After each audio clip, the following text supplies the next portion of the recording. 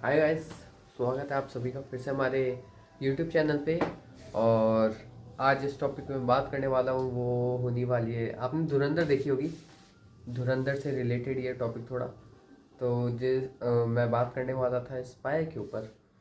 Movie देखने के बाद 2-3 दिन, मतलब स्पाई के टॉपिक पे मैं पहले से इंटरेस्टेड था, पर मूवी देखने के बाद मेरे को और ज़्यादा हो गया। फिर मैंने और यूट्यूब कंटेंट देखा। तो उसके बाद मेरे दिमाग में एक सवाल तो आता ही है कि यार, जब इंसान के पास इतने सारे ऑप्शन हो पाते हैं कि उसके पास बिजनेस में जा सकता है, कॉर्पोरेट सेक्टर में जा सकता है, वो आर्मी लाइफ में जा सकता है, वर्स्ट से वर्स्ट केस क्या होगा, उसको मौत मिलेगी, है ना। स्पाई यार एक ऐसी चीज़ है जिसमें आप जा रहे हो। एक तो मेरे को समझ नहीं आ रहा कि ऐसी जॉब्स में कौन है जो स्पाई बनना चाह रहा है। खुद से कौन है जो इतना रिस्क लेना चाह रहा है। आप खुद सोचो कि दूसरे के घर के अंदर घुसना,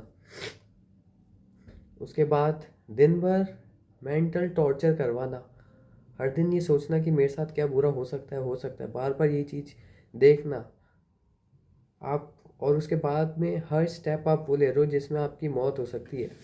मौत तो देंगे ही नहीं आपको।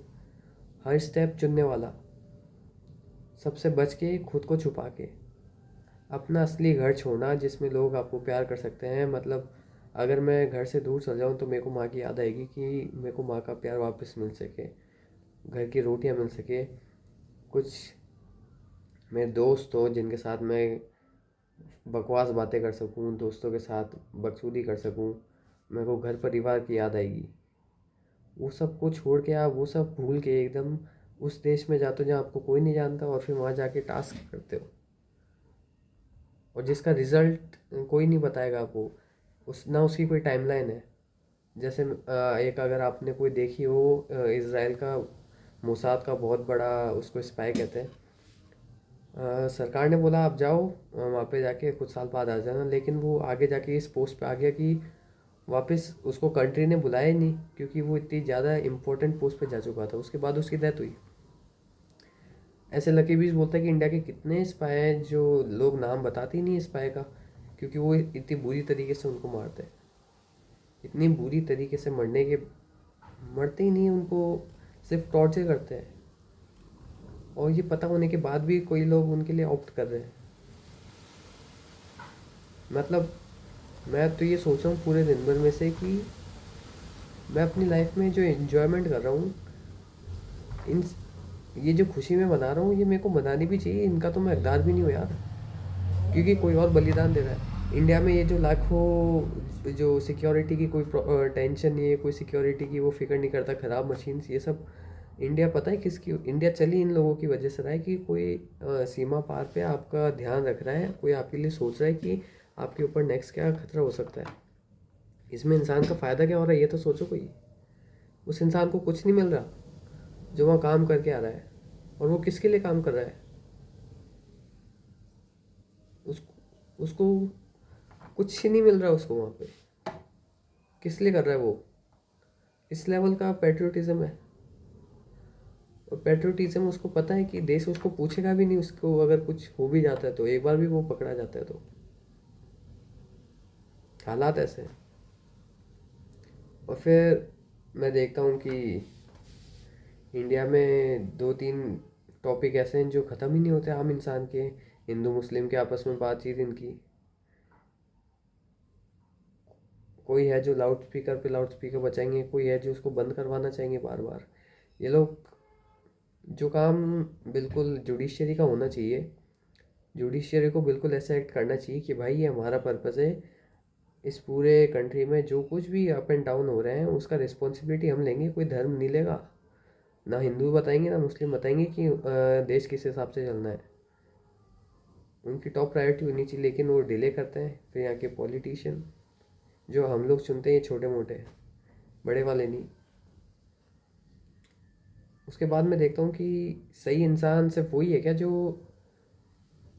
किसी दूसरे को मार के खुद की जान बचा सके? क्या दुनिया में सिर्फ मारना ही है?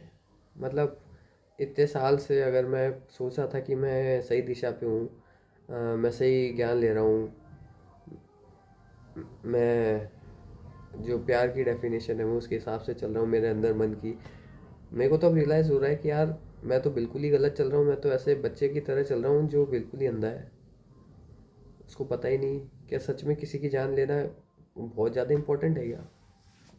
किसी को जान से मारना बहुत इम्पोर्टेंट है?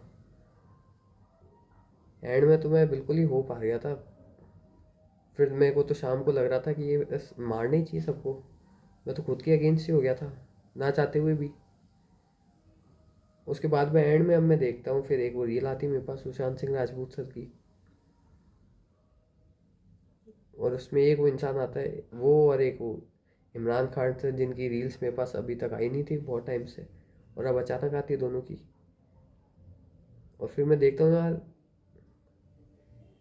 क्या बोलूँ, मेरे को खुद को कुछ समझ नहीं आता। और ये लोग, आप लोग हो जिनको नफरत चाहिए।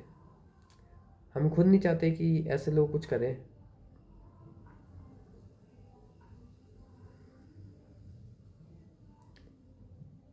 मैं तो खुद अभी ये सोचूंगा भाई कि मैं जो जीवन में हंस रहा हूँ वो हंसना किसी लायक भी है कि नहीं।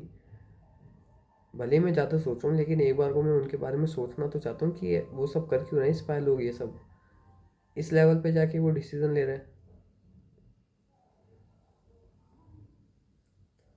और दूसरा, सिर्फ नफरत से ही काम हो सकता है? लोग सिर्फ खुद के बारे में सोचें? फिर इंटरनेट तो खुद के वो कचरा डालते ही रहता है। और उसके बाद में फिर इस वीडियो के लिए इतना ही। अगर आपने देखी ये वीडियो तो thank you so much. Bye.